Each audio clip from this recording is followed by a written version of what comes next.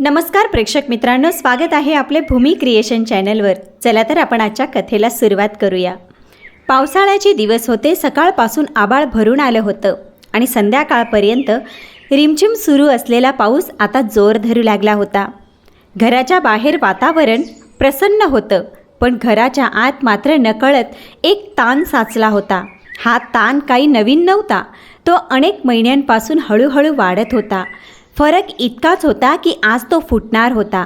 संजना स्वयंपाकघरात उभी राहून रात्रीच्या जेवणाची तयारी करत होती। गॅसवर डाळ शिजत होती, बाजूला बटाट्याची भाजी मंद आचेवर परतली जात होती आणि तव्यावर फुगणाऱ्या पोळ्यांचा सुगंध घरभर पसरला होता।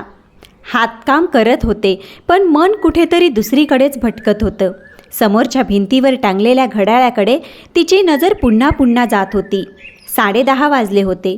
अजयची येण्याची वेळ झाली होती। रोज तो यावेळी यायचा, दार उघडायचा, बॅग खाली ठेवायचा, अथर्वला जवळ घ्यायचा, आईला नमस्कार करायचा आणि मग महिन्याची पहिली तारीख असेल तर खिशातून पगाराचं पाकीट काढून आईच्या हातात ठेवायचा।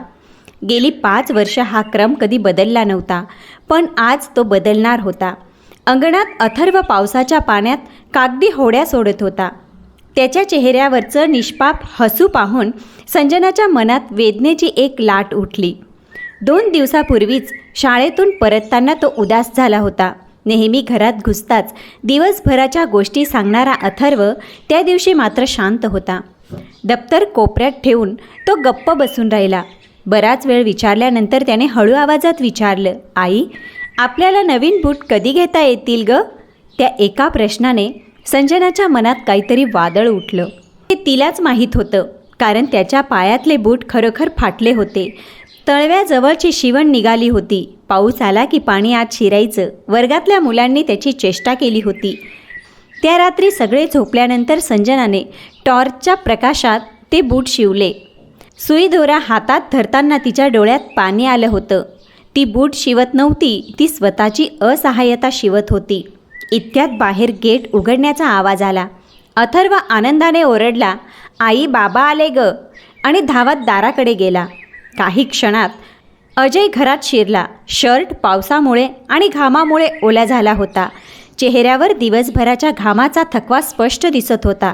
त्याने बॅग खाली ठेवली, अथर्वला उचलून घेतलं आणि हसत विचारलं, काय रे, किती होड्या सोडल्यात आज? अथर्वने बोटांवर मोजत उत्तर दिलं, 7, पण 2 बुडाल्या हो।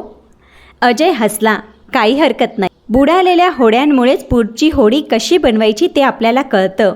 हे बोलताना त्याला कल्पनाही नव्हती की त्याच्या स्वतःच्या घराची होडी हळूहळू पाण्याखाली जात होती। संजनाने टॉवेल आणून दिला। आधी डोके पुस, मागच्या वेळेसारखी सर्दी झाली तर पुन्हा डॉक्टरकडे जावं लागेल। अजयने हसत टॉवेल घेतला आणि हॉलमध्ये आला। तिथे आई नेहमीप्रमाणे सोफ्यावर बसली होती। हातात जपमाळ होती। टीव्हीवर मालिका सुरू होती। अजय दिसताच त्यांनी विचारलं, आज पगार झाला ना? अजयने मान हलवली। त्याने खिशात हात घातला। संजनाच्या छातीत धडधड सुरू झाली, कारण पुढच्या काही सेकंदात गेल्या अनेक वर्षांचं मौन तुटणार होतं। अजयने खिशातून पगाराचं पाकीट बाहेर काढलं। पांढऱ्या रंगाचं ते साधं पाकीट त्याच्यासाठी केवळ पैसे नव्हते, तर महिन्याभराच्या मेहनतीचं, उशिरापर्यंत केलेल्या ओव्हरटाईमचं, सकाळी लवकर घराबाहेर पडण्याचं आणि रात्री दमून परतण्याचं प्रतीक होतं। गेली 5 वर्ष तो ते पाकीट आईच्या हातात ठेवत होता आणि त्यानंतर त्याने कधी मागे वळून पाहिलं नव्हतं। घराचा कारभार आई पाहते हा त्याचा विश्वास होता। खरं तर तो विश्वासच त्याच्या आयुष्याचा आधार बनला होता। पण अनेकदा माणूस ज्या गोष्टींवर सर्वाधिक विश्वास ठेवतो त्याच गोष्टींबद्दल प्रश्न विचारणं तो विसरून जातो।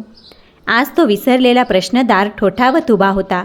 आई, हा घे, या महिन्याचा पगार, बोनसही मिळाला आहे, असं म्हणत त्याने पाकीट पुढं केलं आणि त्या क्षणी संजनाचा हात मध्ये आला। सगळं इतकं अचानक घडलं की अजयचा हात हवेतच थांबला। आईचा पुढे आलेला हातही तसाच थिजला।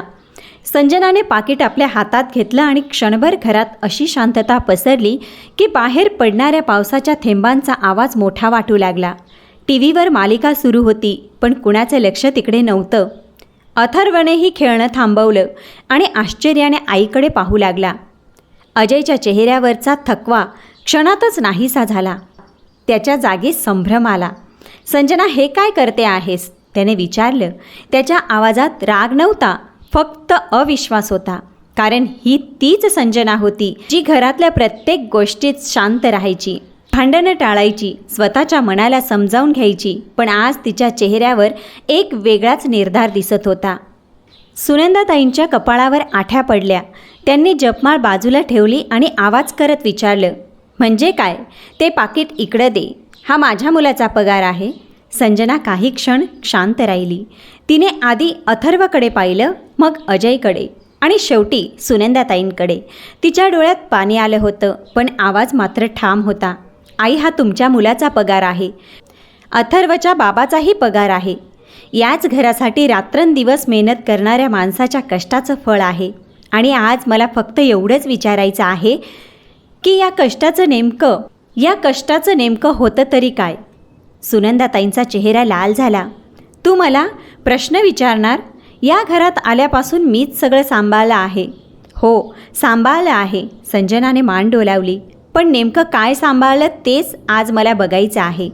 हे बोलून ती बेडरूममध्ये निघून गेली आणि काही क्षणांनी हातात एक जुनी काळी डायरी घेऊन परत आली. त्या डायरीच्या कड्या झिजलेल्या होत्या, काही पानं दुमडली होती, काही ठिकाणी पाण्याचे डाग होते.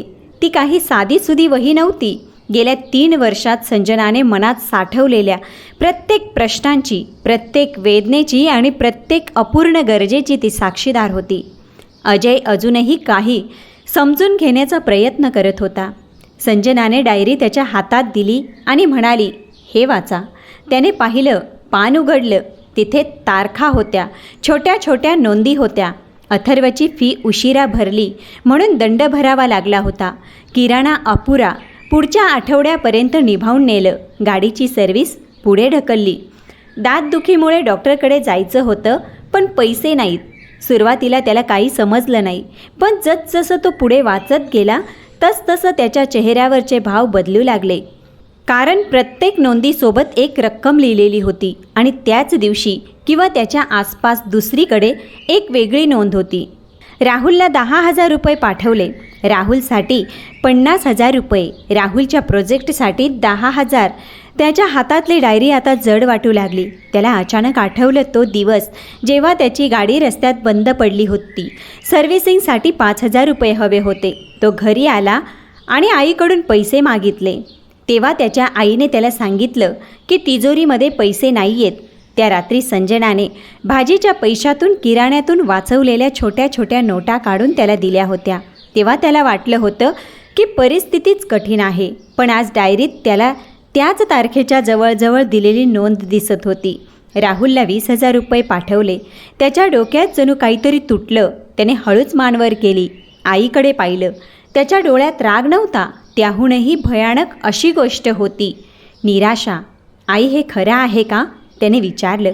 आवाज इतका मंद होता की संजनाच्या छातीत कळ उठली. कारण तो प्रश्न पैशांबद्दल नव्हता, तो विश्वासाबद्दल होता. सुनंदाताई काही क्षण बोलल्या नाही.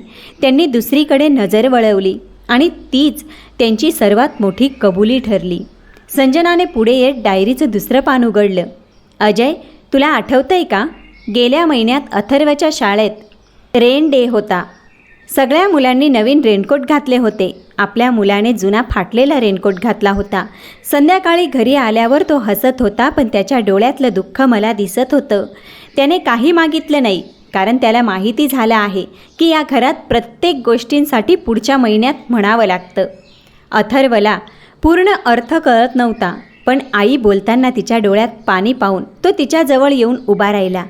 संजनाने त्याच्या डोक्यावर हात फिरवला.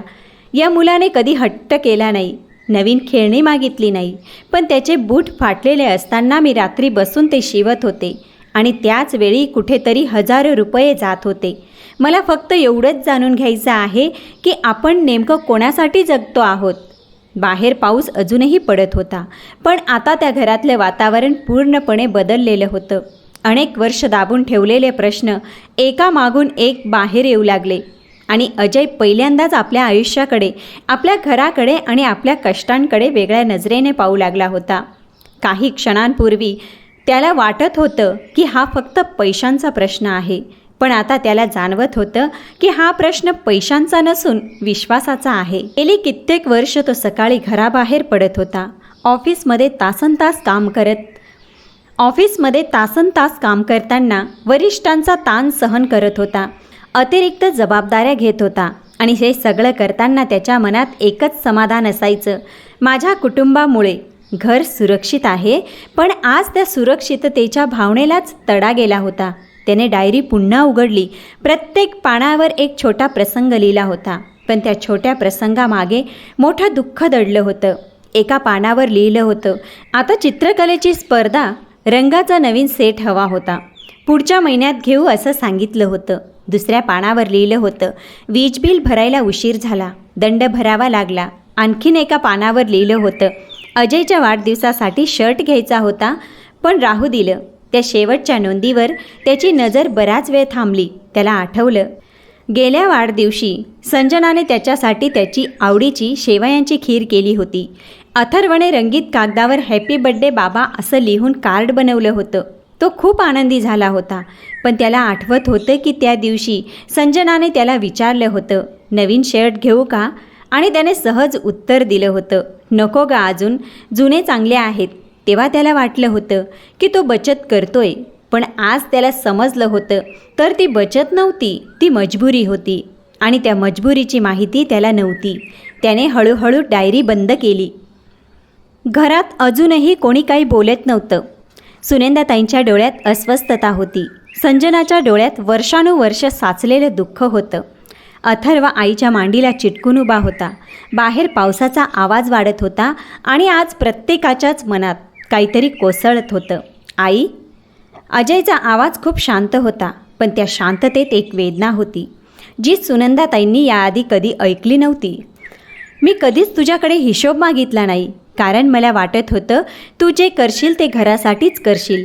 पण मला एक गोष्ट सांग, जेव्हा अथर्वची फी भरण्यासाठी पैसे नव्हते तेव्हा राहुलला देण्यासाठी पैसे कसे होते?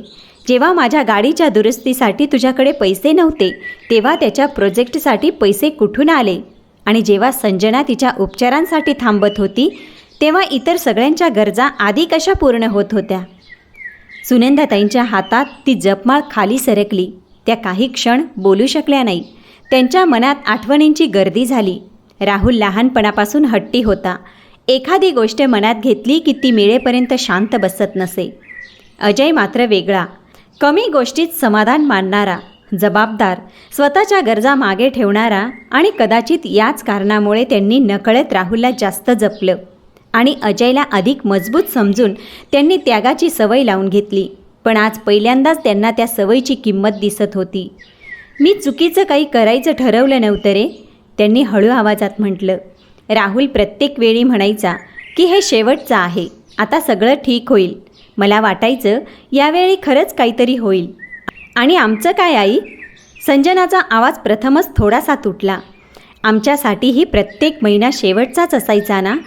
अथर्वची फी शेवटची तारीख, वीज बिल भरण्याची शेवटची तारीख, औषध घेण्याची शेवटची वेळ, पण आमच्यासाठी कोणी म्हणालं नाही की यावेळी सगळं ठीक होईल.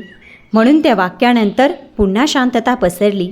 ती शांतता आरोपांची नव्हती, ती एका सत्याची होती आणि सत्य माणसाला सर्वात जास्त अस्वस्थ करतं. अचानक अथर्वने निष्पापपणे विचारलं, आई आपण गरीब आहोत का? त्या प्रश्नाने सगळेच दचकले. संजनाच्या डोळ्यातलं पाणी आता थांबवणं अशक्य झालं. तिने अथर्वला जवळ घेतलं नाही रे बाळा, आपण गरीब नाही आहोत. मग नवीन बूट का नाही घेतले? त्याचा पुढचा प्रश्न आणखीन निरागस होता. अजयने डोळे मिटले, कारण त्या प्रश्नाचे उत्तर कोणाकडेच नव्हते. त्या रात्री जेवण कोणी मनापासून केलं नाही. संजनाने ताटं वाढली पण स्वतः फारसं काही खाल्लं नाही. अजय गप्प बसून राहिला. सुनंदाताई 2 घास खाऊन उठल्या. अथर्व मात्र लहान मुलासारखा जेवून झोपला. त्याला वाटत होतं की उद्या सकाळी सगळं पुन्हा नेहमीसारखं होईल. पण मोठ्यांच्या आयुष्यात काही रात्री अशा असतात ज्या सकाळ झाल्यावरही संपत नाही. रात्र दगड होत होती. घरात सगळीकडे अंधार पसरला होता, पण अजयच्या डोळ्यात झोप नव्हती. तो हॉलमध्ये एकटाच बसून राहिला. समोर टेबलावरती डायरी उघडी पडली होती. प्रत्येक पान त्याला पुन्हा पुन्हा वाचावंसं वाटत होतं, कारण त्याला आता आकडे दिसत नव्हते, त्याला त्या आकड्यामागचं आयुष्य दिसत होतं. त्याला दिसत होतं की संजनाने किती वेळा स्वतःच्या इच्छा मारल्या, किती वेळा अथर्वला समजावलं, किती वेळा त्याच्यापासून सत्य लपवलं, आणि त्याच वेळेस त्याला स्वतःची ही चूक जाणवत होती. तो कमवत होता, पण त्याने कधी विचारलंच नव्हतं की पैसा कुठे जातो. विश्वास ठेवणं चांगलं असतं, पण डोळे बंद करून विश्वास ठेवणं धोकादायक असतं, हे त्याला आज समजत होतं. तेवढ्यात त्याच्या नजरेसमोर एक जुनी आठवण तरळली. काही महिन्यांपूर्वीचा प्रसंग. एका रात्री तो उशिरा घरी आला होता. त्यावेळी संजना जागी होती. समोर वही ठेवून काहीतरी लिहित बसली होती. त्याने विचारलं होतं, काय करते आहेस? ती हसून म्हणाली होती, काही नाही. पण आज त्याला समजलं ती काही नाही नव्हतं. ती या घराला टिकून ठेवण्याची धडपड होती. ती प्रत्येक रुपयाचा हिशोब लावत होती, कारण कुणीतरी या घराचा विचार करणं गरजेचं होतं. अजयने खोल श्वास घेतला. त्याच्या मनात एक निर्णय आकार घेत होता. हा विषय आता इथेच थांबणार नव्हता. उद्या सकाळ वेगळी असणार होती, कारण अनेक वर्षानंतर पहिल्यांदाच तो स्वतःच्या घराचा, स्वतःच्या कष्टांचा आणि स्वतःच्या जबाबदाऱ्यांचा हिशोब स्वतः घेणार होता. आणि त्याला अजून माहीत नव्हतं की दुसऱ्या दिवशी सकाळी होणारा एक फोन या घराचं आयुष्य कायमचं बदलून टाकणार होता. रात्रभर डोळ्याला डोळा लागला नाही. कधी तो खिडकीतून बाहेर पडणाऱ्या पावसाकडे पाहत राहायचा, तर कधी टेबलावर पडलेल्या त्या डायरीकडे. संजना कधी झोपली हेही त्याला कळलं नव्हतं, पण तिच्या झोपलेल्या चेहऱ्याकडे पाहताना त्याच्या मनात एक विचार पुन्हा पुन्हा येत होता. ह्या स्त्रीने इतकी वर्ष एकटीने किती सहन केलं असेल. सकाळी पहाटेच्या सुमारास कुठेतरी त्याचा डोळा लागला आणि काही वेळाने मोबाईलच्या रिंगने त्याची झोप मोडली. घरातले सगळे अजून झोपलेले होते. त्याने स्क्रीनकडे पाहिलं. राहुलचा फोन होता. काही क्षण तो फोनकडेच पाहत राहिला. पूर्वी असं झालं असतं तर त्याने फोन लगेच उचलला असता, पण आज त्याच्या मनात एक विचित्र संकोच होता. तरी शेवटी त्याने कॉल उचलला. दुसऱ्या बाजूने राहुल नेहमीसारखाच उत्साही आवाज आला. दादा उठलास का? एक काम होतं. अजय काही बोलला नाही. दादा एक जबरदस्त संधी आहे. एक मित्र आहे, त्याच्यासोबत एक प्रोजेक्ट सुरू करतोय. फक्त 25,000 रुपये हवेत. शेवटची वेळ आहे. यावेळी सगळं बदलून जाईल. तेच शब्द, तेच वाक्य, तेच आश्वासन. फरक फक्त एवढाच होता की आज अजयच्या समोर डायरी उघडी पडली होती. त्याच्या डोळ्यांसमोर अथर्वचे फाटलेले बूट होते. संजनाने रात्री उशिरापर्यंत केलेली आकडेमोड होती आणि आईच्या शांततेत लपलेलं सत्य होतं. राहुल, तो शांतपणे म्हणाला, तुला आठवतं का, तू मला शेवटच्या कधी पैसे परत केले होतेस? फोनच्या दुसऱ्या बाजूला काही क्षण शांतता पसरली. म्हणजे मी विचारतोय, शेवटचे घेतलेले पैसे कधी परत केलेस? दादा, आता ते जुने विषय कशाला काढतोयस? कारण ते विषय कधी संपलेच नाही आहेत. राहुलचा आवाज बदलू लागला. तुला माझ्यावर विश्वास नाही आहे का? अजय खिडकीपाशी गेला. बाहेर ढग अजूनही दाटलेले होते. विश्वास होता राहुल, खूप होता. पण विश्वास आणि अंधविश्वास यांच्यात फरक असतो. पुन्हा काही क्षण शांतता. मग राहुलने थोडं चिडून विचारलं, मग देणार नाही आहेस का पैसे? अजयने डोळे मिटले. त्याला माहीत होतं हा फक्त 25,000चा निर्णय नव्हता. हा अनेक वर्षाच्या सवयी मोडण्याचा निर्णय होता. हा एकच शब्द फक्त तो बोलला. दुसऱ्या बाजूला राहुलचा श्वास जड झाला. म्हणजे त्या संजनाने तुलाही बदललं. हे ऐकताच अजयच्या चेहऱ्यावर पहिल्यांदा कठोरपणा आला. संजनाचं नाव मध्ये आणू नकोस. ती गेली कित्येक वर्ष जे पाहत होती ते मी आता पाहायला लागलो आहे. एवढाच काय, तो फरक. राहुलने रागाने फोन कट केला. फोन बंद झाला, पण अजय बराच वेळ तसाच उभा राहिला. त्याच्या मनात दुःख होतं, कारण राहुल त्याचा भाऊ होता. त्याच्यासोबत लहानाचा मोठा झाला होता. पण त्याच वेळी त्याला एक वेगळीच हलकी भावना जाणवत होती, जणू खांद्यावरचं एखादं ओझं उतरलं होतं. तो मागे वळला तर संजना दारात उभी होती. ती कधी उठली, कधी आली त्याला कळलं नाही. तिने काही विचारलं नाही, फक्त त्याच्या डोळ्यात पाहिलं. अजय हलकंसं हसला. पहिल्यांदाच नाही म्हटलं. सईच्या डोळ्यात पाणी आलं. खूप अवघड गेलं. ती त्याच्या जवळ आली, पण कधी कधी घर वाचवण्यासाठी काही गोष्टी अवघड कराव्याच लागतात. अजयनेही मान हलवली. त्याला जाणवत होतं की आज तो फक्त भाऊ म्हणून नाही, तर नवरा, बाप आणि घराचा आधारस्तंभ म्हणून निर्णय घेत होता. काही वेळाने घरातली सगळी मंडळी उठली. नेहमीप्रमाणे सकाळी लगबग सुरू झाली. अथर्व शाळेची तयारी करत होता. त्याची पाण्याची बाटली कुठे आहे, रबर कुठं ठेवलंय, आज डब्यात काय आहे, अशा प्रश्नांनी घर पुन्हा जिवंत झालं. संजना त्याचा डब्बा भरत होती. सुनंदा देवघरात दिवा लावत होत्या, पण त्यांच्या नजरा अधूनमधून अजयकडे जात होत्या. काल रात्रीपासून त्यांच्याही मनात खूप काही सुरू होतं. अथर्व बूट घालायला बसला तेव्हा पुन्हा एकदा सगळ्यांची नजर त्याच्या बुटांकडे गेली. शिवलेला भाग अजूनही दिसत होता. संजनाताई काही क्षण त्याच्याकडे पाहत राहिल्या. मग त्या हळूच आपल्या खोलीत गेल्या. कपाट उघडलं. वरच्या कप्प्यात ठेवलेला एक छोटासा डब्बा बाहेर काढला. त्या डब्यात काही पैसे होते. अनेक वर्षापासून त्यांनी वेगवेगळ्या कारणांसाठी बाजूला ठेवलेले. त्या पैशांकडे पाहताना त्यांना राहुल आठवला, पण त्या क्षणी अथर्वचे बूटही आठवले. काही मिनिटांनी त्या बाहेर आल्या आणि म्हणाल्या, संजना, आज दुपारी बाजारात जाऊया का? संजनाने आश्चर्याने विचारलं, कशासाठी आई? सुनंदाताईंच्या चेहऱ्यावर हलकंसं स्मित उमटलं. आपल्या अथर्वसाठी नवीन बूट घ्यायचे आहेत ना? त्या एका वाक्याने घरात काहीतरी बदललं. खूप मोठं, खूप खोल. कारण अनेकदा बदल मोठ्या घोषणांनी होत नाही, तो अशा छोट्या छोट्या निर्णयातून दिसायला लागतो. अथर्वला अजून काहीच समजलं नव्हतं, पण नवीन बूट हे 2 शब्द ऐकताच त्याच्या चेहऱ्यावर उमटलेला आनंद पाहून संजनाच्या डोळ्यात पुन्हा चमक आली. आणि सुनंदाताईंना पहिल्यांदाच जाणवलं की घरातल्या माणसांच्या चेहऱ्यावरचं समाधान हे कोणत्याही तिजोरीपेक्षा जास्त मौल्यवान असतं. आयुष्यभर त्यांनी पैशांना सुरक्षितता समजलं होतं. पैसा साठवला की भविष्य सुरक्षित असतं असा त्यांचा समज होता. पण आज पहिल्यांदाच त्यांना जाणवत होतं की पैसा जर घरातल्या माणसांच्या गरजांवर खर्च झाला नाही तर तो केवळ आकडा बनून राहतो. घराला ऊब देत नाही, नात्यांना बळ देत नाही, उलट काही वेळा तोच नात्यांमध्ये अंतर निर्माण करतो. त्या दिवशी दुपारी संजना आणि सुनंदाताई बाजारात गेल्या. अनेक वर्षानंतर त्यांनी दोघी एकट्या बाहेर पडल्या होत्या. रस्त्यावर अजूनही पावसाचं पाणी साचलेलं होतं. काही ठिकाणी भजी तळण्याचा वास येत होता. चहाच्या टपऱ्यांवर लोक पावसापासून बचाव करत उभे होते. दुकानांच्या फलकावरून पाणी टपटप पडत होतं. संजना चालत होती, पण तिच्या मनात अजूनही एक संकोच होता. सुनंदाताई खरंच बदलत आहेत का? हा फक्त क्षणिक परिणाम आहे हे तिला अजून समजत नव्हतं.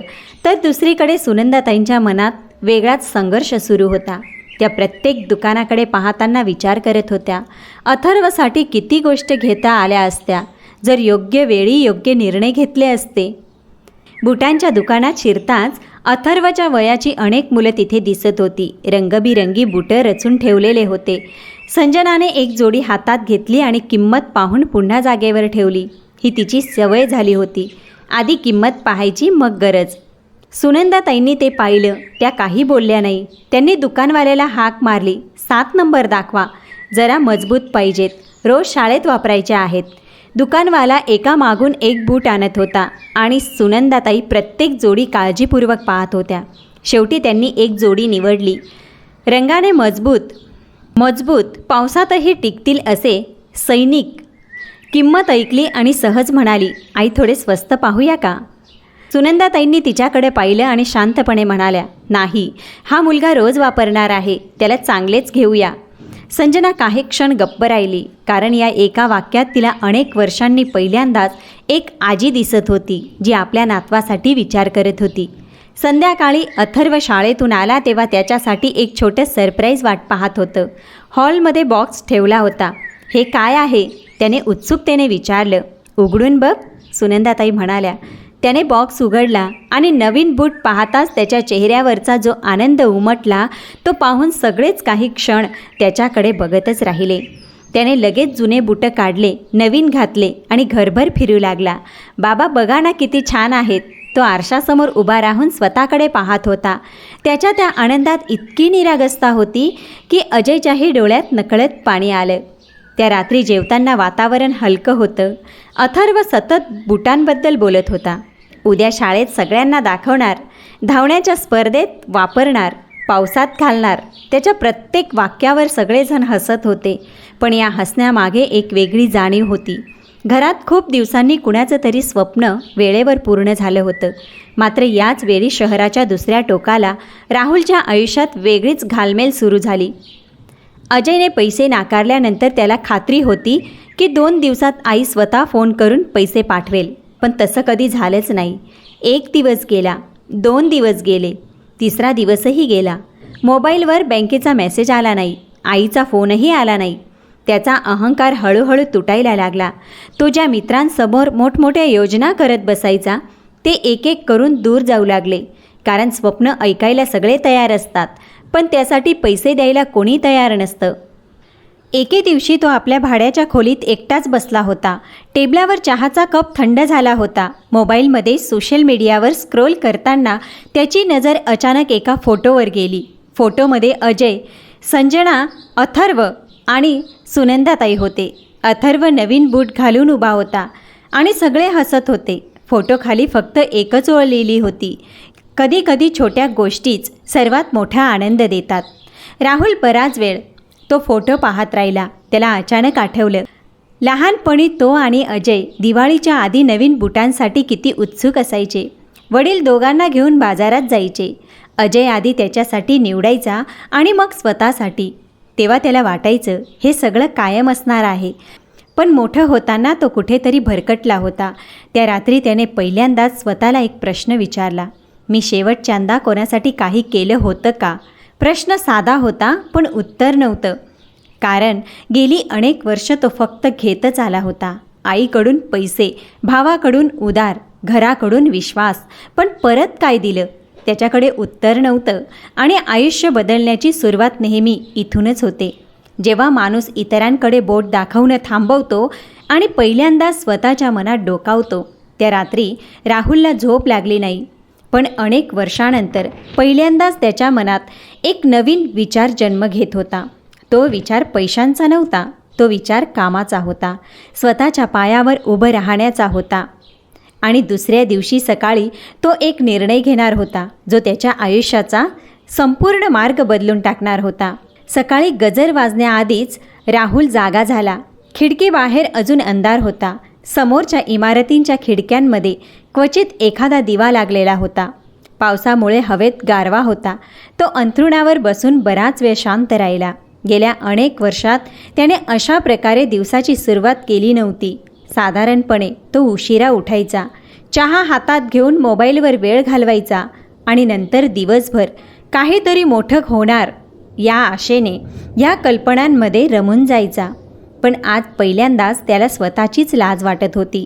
कारण काल रात्री त्याने मनापासून स्वतःकडे पाहिलं होतं आणि जे दिसलं ते त्याला आवडलं नव्हतं. त्याने चेहरा धुतला, साधा शर्ट घातला आणि मोबाईल हातात घेतला. संपर्क यादी उघडली. अनेक नंबर होते. काही कॉलेजमधले मित्र, काही जुन्या ओळखीचे, काही जण त्यांच्याकडे त्याने पूर्वी मदत मागितली होती. अनेक वेळा पैसे उधार मागण्यासाठी फोन केले. आज मात्र त्याला पैसे नको होते, काम हवं होतं. त्या एका फरकामुळे त्याच्या बोटांना थरथर येत होती. पहिला नंबर लावला. मित्राने फोन उचलला. 2 मिनिटांच्या गप्पांनंतर राहुलने हळू आवाजात विचारलं, कुठे कामाची काही संधी असेल तर सांग. त्या बाजूला काही क्षण शांतता पसरली. कारण हा तोच राहुल होता जो एकेकाळी छोट्या नोकऱ्यांवर हसायचा. पण मित्राने काही टोमणा मारला नाही. फक्त एवढंच म्हटलं, एक ठिकाणी विचारतो आणि कळवतो. फोन ठेवला. पण राहुलच्या मनात काहीतरी हलकं झालं. पहिल्यांदाच त्याने स्वतःच्या अहंकारापेक्षा गरज मोठी मानली होती. दुसरीकडे अजयच्या घरात नेहमीप्रमाणे सकाळ सुरू झाली होती. अथर्व नवीन बूट घालून आरशासमोर उभा राहून स्वतःकडे बघत होता. आई, हे बूट घालून मी धावण्याच्या स्पर्धेत पहिला येणार, तो आत्मविश्वासाने म्हणाला. संजना हसली. आधी शाळेला वेळेवर पोहोच, मग स्पर्धा जिंक. त्यावर अथर्वने ओठ फुगवले आणि सगळे हसले. अशा छोट्या छोट्या क्षणांनी घरात वातावरण बदलायला सुरुवात झाली. सुनंदाताई स्वयंपाकघराच्या दारात उभ्या राहून हे सगळं पाहत होत्या. काही महिन्यांपूर्वी ते याच वेळी तिजोरीच्या चाव्या सांभाळण्यात किंवा पैशांच्या हिशोबात गुंतलेल्या असायच्या. आज मात्र त्यांचं लक्ष वेगळ्याच गोष्टीकडे जात होतं. अथर्वच्या चेहऱ्यावरचा आनंद, संजनाच्या डोळ्यातील शांतता आणि अजयच्या चेहऱ्यावर हळूहळू परत येत असलेलं समाधान. त्या मनातच विचार करत होत्या, इतकी वर्ष मी घरासाठीच करते आहे असं वाटत होतं, पण खरं घर नेमकं काय असतं हे आता समजतंय. त्या दिवशी संध्याकाळी अजय ऑफिसमधून परतला तेव्हा त्याच्या चेहऱ्यावर नेहमीपेक्षा जास्त थकवा होता.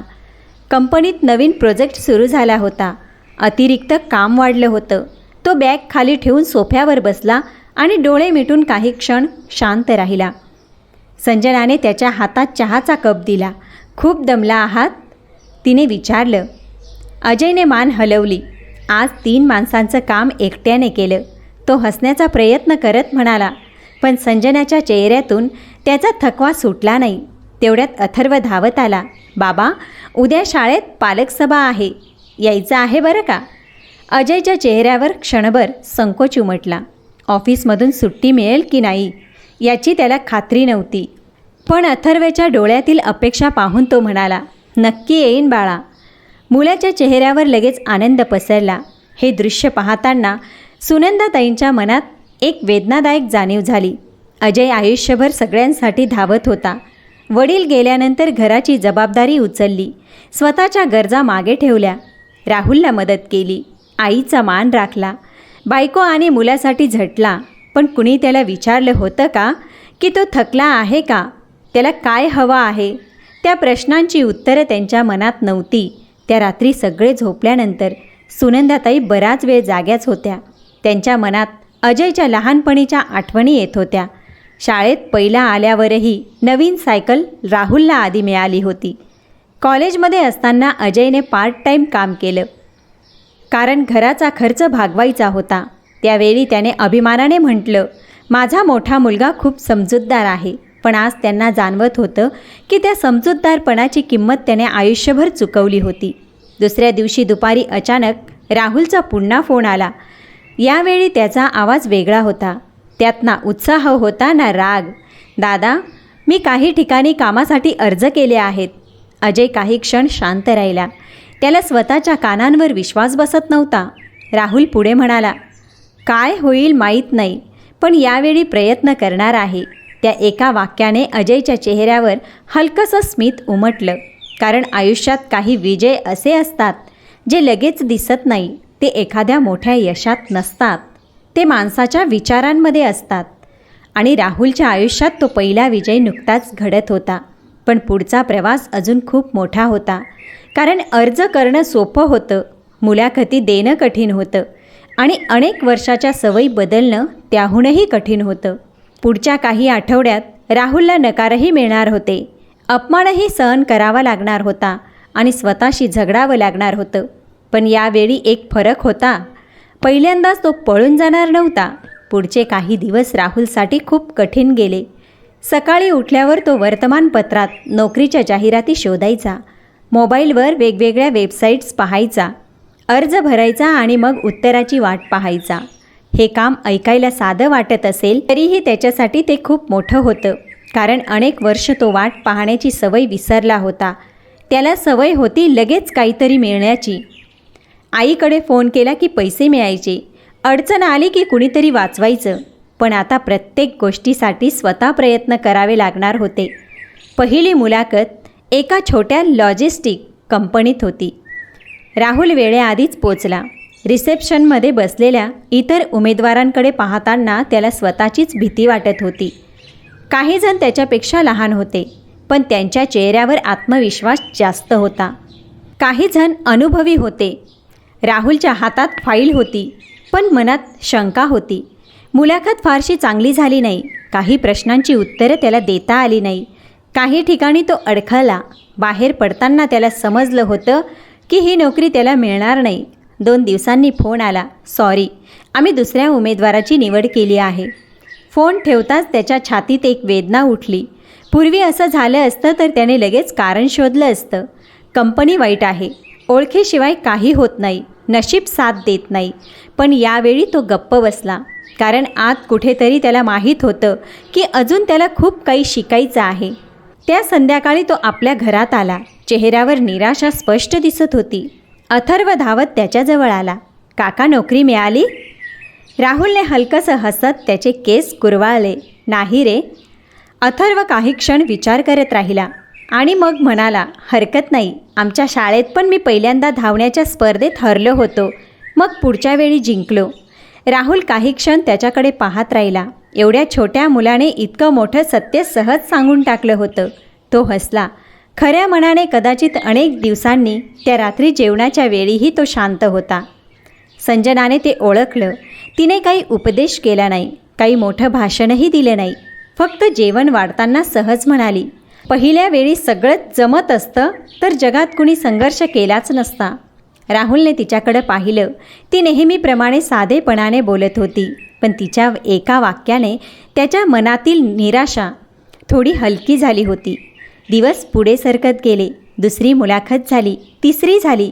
काही ठिकाणी उत्तरच आलं नाही. काही ठिकाणी अनुभव कमी असल्याचं कारण दिलं गेलं. काही ठिकाणी पगार इतका कमी होता की राहणंही कठीण होतं. पण तरीही राहुल प्रयत्न करत राहिला, कारण आता त्याच्याकडे मागे वळून जाण्याचा रस्ता उरला नव्हता. त्या दरम्यान घरातील छोटे छोटे बदल घडून आले. सुनंदाताई आता दररोज सकाळी अथर्वला शाळेसाठी तयार करण्यात मदत करू लागल्या.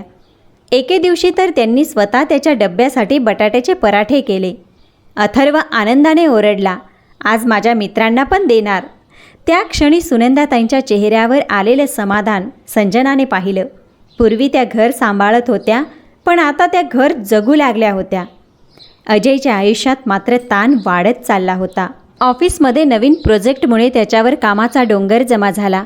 एक दिवस तर तो इतका दमून आला की सोफ्यावर बसल्या बसल्या झोपी गेला. संजनाने त्याला उठवलं नाही. ती शांतपणे त्याच्याजवळ बसून त्याच्या चेहऱ्याकडे पाहत राहिली. डोळ्यांखाली काळे वर्तुळे वाढत होती. केसांमध्ये पांढरे केस दिसू लागले होते. तिला जाणवत होतं की हा माणूस सगळ्यांसाठी धावत आहे, पण स्वतःसाठी जगायलाच विसरत चालला आहे. दुसऱ्या दिवशी सकाळी तिने त्याच्या डब्यात एक छोटी चिठ्ठी ठेवली. ऑफिसमध्ये जेवताना अजयने ती उघडली. त्यावर फक्त एकच ओळ लिहिली होती, स्वतःची काळजी घ्या, आम्हाला तुमची गरज आहे. ती ओळ वाचताना त्याच्या डोळ्यात पाणी आलं, कारण अनेकदा मोठ्या भेटवस्तूंमध्ये नसलेलं प्रेम अशा छोट्या चिठ्ठ्यांमध्ये सापडतं. काही दिवसांनी राहुलला पुन्हा एका कंपनीतून फोन आला. यावेळी एका वेअरहाऊस मॅनेजमेंट कंपनीत सुपरवायझरची जागा होती. पगार फार मोठा नव्हता, पण स्थिर नोकरी होती. मुलाखतीच्या दिवशी तो पुन्हा तयार झाला. यावेळी मात्र त्याच्या मनात वेगळीच भावना होती. भीती होतीच, पण तिच्यासोबत आत्मविश्वासही होता. कारण या काही आठवड्यात त्याने एक गोष्ट शिकली होती, नकार मिळणं म्हणजे अपयश नाही, प्रयत्न थांबवणं हे खरं अपयश असतं. मुलाखत संपल्यानंतर तो बाहेर आला. कंपनीच्या इमारतीसमोर उभा राहून त्याने खोल श्वास घेतला. आकाशात ढग होते, पाऊस पडायची चिन्ह होती, पण त्याच्या मनात मात्र पहिल्यांदाच आशेचा एक छोटासा किरण दिसत होता. आणि त्याला अजिबात कल्पना नव्हती की पुढच्या 24 तासात त्याच्या आयुष्यात अशी बातमी येणार होती, जी फक्त त्याचंच नाही तर संपूर्ण कुटुंबाचं भविष्य बदलून टाकणार होती. त्या रात्री राहुलला झोप लागली नाही. मुलाखत चांगली झाली होती की नाही हे त्यालाच नीट समजत नव्हतं. काही प्रश्नांची उत्तरं त्याने आत्मविश्वासाने दिली होती, काही ठिकाणी तो अडखळला होता. पण एक गोष्ट मात्र वेगळी होती. यावेळी त्याने स्वतःला मोठं दाखवण्याचा प्रयत्न केला नाही, खोट्या गोष्टी सांगितल्या नाही. जिथे चूक झाली होती तिथे चूक मान्य केली, जिथे अनुभव नव्हता तिथे शिकायची तयारी दाखवली. अंथरुणावर पडून तो छताकडे पाहत होता आणि अनेक वर्षानंतर पहिल्यांदाच त्याला असं वाटलं होतं की परिणाम काहीही असो, यावेळी त्याने स्वतःला फसवलं नाही. दुसऱ्या दिवशी दुपारी तो आपल्या घरात आला. संजना स्वयंपाकघरात दुपारचं जेवण बनवत होती. सुनंदाताई अथर्वच्या शाळेच्या वहीवर त्यांचं हस्ताक्षर पाहत बसल्या होत्या. अथर्व शाळेतून आल्यावर नेहमीप्रमाणे घरभर बडबड करत होता. आजी, आज मला स्टार मिळाला बघ. तो वही घेऊन त्यांच्या मागे फिरत होता. सुनंदाताई मुद्दाम गंभीर चेहरा करून म्हणाल्या, फक्त 1 स्टार? मला तर 2 अपेक्षित होते. आणि अथर्वने लगेच ओठ फुगवले. काही क्षणांनी त्या स्वतःच हसू लागल्या. घरातला हा साधा रोजचा प्रसंग होता, पण काही महिन्यांपूर्वी हेच घर किती ताणाने भरलेलं होतं याची आठवण झाली की संजनाच्या मनात कृतज्ञतेची भावना दाटून यायची. तेवढ्यात राहुलचा मोबाईल वाजला. अनोळखी नंबर. त्याचं हृदय जोरात धडधडू लागलं. त्याने फोन उचलला. हॅलो, राहुल बोलताय? हो, कालच्या मुलाखती संदर्भात फोन केला आहे. तुमची निवड झाली आहे. काही क्षण त्याला आवाजच ऐकू येईना. घर, भिंती, आवाज सगळं जणू दूर गेलं. त्याच्या कानात फक्त एकच वाक्य घुमत होतं, तुमची निवड झाली आहे. Hello Rahul sir. समोरून पुन्हा आवाज आला, हो हो धन्यवाद. तो कसाबसा बोलला. फोन ठेवताच तो काही क्षण जागच्या जागी उभा राहिला. सुनंदाताईंनी त्याचा चेहरा पाहिला आणि त्यांना काहीतरी कळलं. काय झालं बाळा? राहुलच्या डोळ्यात पाणी आलं. तो लहान मुलासारखा हसत म्हणाला, आई, नोकरी लागली. पुढच्या क्षणी सुनंदाताई उठल्या आणि त्यांनी त्याला मिठी मारली. त्यांच्या डोळ्यातूनही अश्रू वाहू लागले. संजना स्वयंपाकघरातून बाहेर आली. अथर्वने काही समजलं नसतानाही टाळ्या वाजवल्या. काकाला नोकरी लागली. तो घरभर ओरडू लागला. त्या दिवशी संध्याकाळी अजय घरी आला तेव्हा दारातच अथर्व त्याच्यावर उडी मारत म्हणाला, बाबा, काका आता ऑफिसला जाणार. अजयने राहुलकडे पाहिलं. राहुलच्या चेहऱ्यावर आज वेगळाच आत्मविश्वास होता. खूप मोठा नव्हता, पण खरा होता. अजय त्याच्याजवळ गेला आणि काही न बोलता त्याच्या खांद्यावर हात ठेवला. राहुलला त्या स्पर्शाची किंमत शब्दांपेक्षा जास्त वाटली, कारण अनेक वर्षांनी त्याला स्वतःवर अभिमान वाटत होता. त्या रात्री घरात गोडधोड झालं. संजनाने पटकन शिरा केला. अथर्वने दोनदा वाढून घेतला. सुनंदाताई प्रत्येक घासाबरोबर देवाचे आभार मानत होत्या आणि राहुल मात्र शांत बसून हे सगळं पाहत होता. त्याच्या मनात एकच विचार चालू होता, आजपर्यंत मी या घराकडून किती घेतलं, आता काहीतरी परत देण्याची वेळ आली आहे. नोकरीचा पहिला दिवस आला. सकाळी राहुल गजर वाजण्याआधीच उठला. शर्ट इस्त्री केला, बूट पॉलिश केले, केस नीट विंचरले. आरशासमोर उभा राहून स्वतःकडे पाहताना त्याला अनेक वर्षापूर्वीचा स्वतःच आठवला. फरक एवढाच होता की त्यावेळी त्याच्या डोळ्यात स्वप्न होती. आज स्वप्नांसोबत जबाबदारीसुद्धा होती. ऑफिसमध्ये सुरुवातीचे दिवस सोपे नव्हते. सकाळी वेळेवर पोहोचणं, संपूर्ण दिवसभर उभं राहून काम पाहणं, नवीन लोक, नवीन नियम, कधी वरिष्ठांची बोलणी, कधी स्वतःच्या चुका. घरी परतत असताना अंग दुखायचं, पाय जड व्हायचे, पण प्रत्येक रात्री झोपताना त्याला एक वेगळाच आनंद मिळायचा, कारण हा थकवा स्वतःच्या कष्टाचा होता. पहिल्यांदाच 1 महिना कसा गेला त्याला कळलंच नाही. आणि मग तो दिवस आला, पगाराचा दिवस. दुपारी मोबाईलवर मेसेज आला. पगार जमा झाला होता. राहुल बराच वेळ स्क्रीनकडे पाहत राहिला. रक्कम फार मोठी नव्हती, पण ती त्याच्या आयुष्यातली सर्वात मौल्यवान रक्कम होती, कारण ती कुणाच्या दयेची नव्हती किंवा कुणाच्या मदतीची सुद्धा नव्हती. ती त्याच्या कष्टांची होती. त्या संध्याकाळी तो थेट आपल्या घरी आला.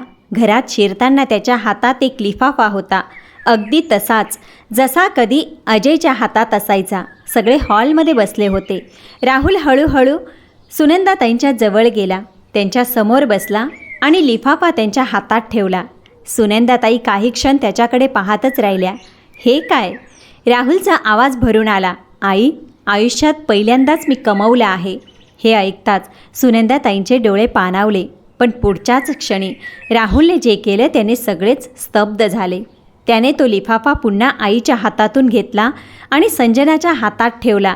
हे घर कसं सांभाळायचं ते मला आता समजलं आहे. संजना काही बोलू शकली नाही. राहुल पुढे म्हणाला, मी अनेक वर्ष या घराकडून घेत राहिलो, पण या घराला वाचवण्यासाठी सगळ्यात जास्त लढलीस तू, म्हणून माझ्या पहिल्या पगारावर पहिला हक्क तुझा. हॉलमध्ये पूर्ण शांतता पसरली. अथर्वलाही काहीतरी मोठं घडतंय हे जाणवत होतं. सुनंदाताईंच्या गालावरून अश्रू वाहत गेले. अजयच्या डोळ्यात अभिमान आला आणि संजनाच्या हातात थरथरणारा तो लिफाफा होता, कारण काही भेटवस्तू पैशांच्या नसतात, त्या बदललेल्या मनाच्या असतात आणि त्या कोणत्याही संपत्तीपेक्षा मोठ्या असतात. त्या रात्री त्यांच्या घरात सगळ्यांच्या मनात एक वेगळीच शांतता होती. घर तसंच होतं, भिंती त्याच होत्या, फर्निचरसुद्धा तेच होतं, स्वयंपाकघरातून येणारा वाससुद्धा तोच होता. पण तरीही काहीतरी मूलभूत बदललं होतं. ज्या घरात काही महिन्यांपूर्वी पैशांवरून न बोललेले ताण होते, जिथे प्रत्येकजण आपापल्या मनातल्या वेदना लपवत होता, ज्या घरात आता संवाद होता, विश्वास होता आणि सर्वात महत्त्वाचं म्हणजे एकमेकांना समजून घेण्याची तयारी होती. राहुलच्या पहिल्या पगारानंतर काही दिवसांनी एक रविवार उजाडला. सकाळ निवांत होती. अजयला ऑफिस नव्हतं. अथर्व कार्टून पाहत बसला होता. संजना स्वयंपाकघरात पोहे करत होती. सुनंदाताई नेहमीप्रमाणे अंगणातल्या तुळशीजवळ बसून देवाचं नामस्मरण करत होत्या. घरात सगळं अगदी साधं आणि शांत चाललं होतं. पण आयुष्य अनेकदा माणसाला सर्वात जास्त धक्का तेव्हाच देतं, जेव्हा तो पूर्ण निश्चिंत झालेला असतो. सुनंदाताई उठण्यासाठी पुढे झुकल्या आणि अचानक त्यांना भोवळ आली. त्यांच्या हातातून तुळशीला घालायचं पाणी सांडलं आणि त्या तिथेच बसल्या बसल्या डगमगल्या. अथर्वने सर्वात आधी ते पाहिलं. आजी, त्याचा आवाज घरभर घुमला. संजना धावत बाहेर आली. अजयही पळत आला. काही क्षण सगळ्यांचीच तारांबळ उडाली.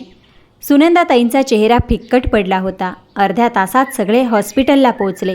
तपासण्या सुरू झाल्या. रक्तदाब खूप जास्त वाढला होता. डॉक्टरांनी काही अतिरिक्त चाचण्या सुचवल्या. बाहेरच्या बाकावर बसलेला अजय शांत दिसत होता, पण त्याच्या हातांची बोटं सतत एकमेकात गुंतत होती. संजना त्याच्या शेजारी होती. राहुल समोर उभा राहून वारंवार डॉक्टरांच्या कॅबिनकडे पाहत होता. अथर्वला पूर्ण परिस्थिती समजत नव्हती, पण तोही अस्वस्थ होता. 2 तासांनी डॉक्टर बाहेर आले. घाबरण्यासारखं काही नाही, ते म्हणाले, पण काळजी घ्यावी लागेल. वय वाढतंय, औषधं वेळेवर घेतली पाहिजेत, ताण कमी करायला हवा. ते शब्द ऐकताच सगळ्यांनी सुटकेचा निश्वास टाकला. त्या संध्याकाळी सुनंदाताई घरी परतल्या, पण त्या दिवसाने घरातल्या प्रत्येकाला एक गोष्ट शिकवली. माणसं कायमची नसतात. म्हणूनच त्यांच्यावर प्रेम करण्यासाठी योग्य वेळ उद्या नसतो, तो आजच असतो. त्या रात्री सुनंदाताई आपल्या खोलीत बसल्या होत्या. टेबलावर जुना फोटो अल्बम उघडाच होता. एका फोटोमध्ये लहानपणीचा अजय, दुसऱ्यात राहुल. एका फोटोमध्ये त्यांच्या दिवंगत पतींचा हसरा चेहरा होता. त्या एक एक फोटो पाहत राहिल्या आणि डोळ्यातून शांतपणे अश्रू वाहत राहिले. तेवढ्यात दारावर टकटक झाली. संजना आत आली. आई, औषधांची वेळ झाली आहे. सुनंदा काही क्षण तिच्याकडे पाहत राहिली. मग अचानक म्हणाली, बस जरा. संजना त्यांच्याजवळ बसली. काही क्षण दोघीही शांत राहिल्या. मग सुनंदाताई हळू आवाजात म्हणाल्या, माहिती आहे संजना, हॉस्पिटलमध्ये पडले होते ना, तेव्हा एक विचार सारखा डोक्यात येत होता. काय? जर मला काही झालं असतं तर? संजनाने लगेच त्यांचा हात हातात घेतला. असं काही बोलू नका. संजनाताई हलकसं हसल्या. नाही ग, प्रत्येक माणसाने कधीतरी हा विचार करायलाच हवा. आणि तेव्हा मला एक गोष्ट जाणवली. त्या काही क्षण थांबल्या. मी आयुष्यभर घरासाठी झटले, पण घर म्हणजे भिंती नाहीत, घर म्हणजे माणसं. आणि त्या माणसांमध्ये सगळ्यात जास्त समजूतदार कोण निघाली माहीत आहे? संजना काही बोलली नाही. सुनंदाताईंच्या डोळ्यात पाणी आलं. तू, हे शब्द ऐकताच संजनाच्या डोळ्यातही अश्रू आले. कारण प्रत्येक नात्यात काही जखमा असतात, ज्या माफीने भरत नाही, त्या स्वीकाराने भरतात. आणि आज संजनाताईंनी तिला स्वीकारलं होतं पूर्णपणे. महिने पुढे सरकत गेले. राहुल नोकरीत स्थिर झाला. हळूहळू त्याचा आत्मविश्वास वाढू लागला. अथर्वच्या शाळेत वार्षिक समारंभ झाला. यावेळी अजय आणि संजना दोघेही गेले. राहुलसुद्धा गेला. सुनंदाताई पहिल्या रांगेत बसल्या. अथर्वने स्टेजवर बक्षीस घेतलं तेव्हा सगळ्यांनी टाळ्या वाजवल्या. पण सर्वात मोठ्या आवाजात टाळ्या वाजवत होत्या त्या सुनंदाताई. त्या क्षणी त्यांना जाणवलं, खरं यश तिजोरीत साठत नाही, ते अशा क्षणांमध्ये साठतं. कुटुंबाच्या हसण्यात, मुलांच्या यशात, नात्यांच्या उभेत. 1 वर्षानंतर पुन्हा एकदा पावसाळा आला. पुन्हा एकदा महिन्याची 1 तारीख आली. पुन्हा एकदा संध्याकाळ झाली. अजय ऑफिसमधून घरी आला. त्याच्या हातात पुन्हा पगाराचं पाकीट होतं. पण यावेळी दृश्य पूर्णपणे वेगळं. हॉलमध्ये डायनिंग टेबलवर एक वही उघडी होती. घराचा महिन्याचा हिशोब. संजना बसली होती. सुनंदाताई तिच्या शेजारी होत्या. राहुल आला होता. अथर्व गृहपाठ करत बसला होता. अजयने पाकीट टेबलावर ठेवलं. काही क्षण सगळे एकमेकांकडे पाहत राहिले. मग सुनंदाताईंनी ते पाकीट उचललं. सगळ्यांना वाटलं त्या संजनाला देतील, पण त्यांनी आधी अथर्वला जवळ बोलावलं. बाळा, हे काय आहे माहीत आहे? अथर्वने मान हलवली. बाबांच्या मेहनतीचं फळ. सुनंदाताई हसल्या. अगदी बरोबर. आणि हे लक्षात ठेव, घर पैसा कमवणाऱ्यामुळे नाही चालत, तो योग्य ठिकाणी वापरण्यामुळे चालतो. मग त्यांनी ते पाकीट संजनाच्या हातात दिलं आणि म्हणाल्या, या घराला वाचवणारी खरी व्यक्ती कोण असेल तर ती तू आहेस संजना. घरात शांतता पसरली, पण ती दुःखाची नव्हती, ती समाधानाची होती.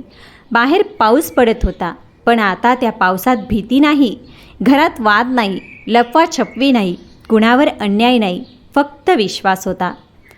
अजयने आजूबाजूला पाहिलं. आई, पत्नी, भाऊ, मुलगा. आणि त्याला अचानक जाणवलं, हे घर आता पूर्ण झालं आहे. कारण कधीकधी घर वाचवण्यासाठी कोणाला तरी कठोर व्हावंच लागतं, कोणाला तरी गैरसमज सहन करावेच लागतात, कोणाला तरी वाईट ठरवलंच जातं. पण जर त्या कठोरपणामागे स्वार्थ नसून कुटुंबाचं भलं असेल तर काळ स्वतः एक दिवस सत्य सिद्ध करतो. आणि त्या घरात त्या दिवशी कोणी मोठमोठी भाषणं केली नाहीत, कुणी विजय साजरा केला नाही, कारण त्या घरात कुणी हरलं नव्हतं, सगळे जिंकलेच होते. अजयचा विश्वास जिंकला होता, राहुलने स्वतःला जिंकलं होतं, सुनंदाताईंनी आपली चूक मान्य करून नातं जिंकलं होतं, संजनाने एक कुटुंब वाचवलं होतं. बाहेर पावसाचे थेंब शांतपणे पडत होते. आत मात्र अनेक वर्षांनी एकमेकाच्या मनात एकच भावना होती, आपण घरी आहोत. प्रेक्षक मित्रांनो, आजची कथा तुम्हाला कशी वाटली? जर का ही कथा तुमच्या हृदयाला भिडली असेल तर व्हिडिओला लाईक करा, चॅनलला सबस्क्राईब करा आणि हाईप करायला मात्र विसरू नका. चला तर भेटूया पुढच्या कथेसोबत.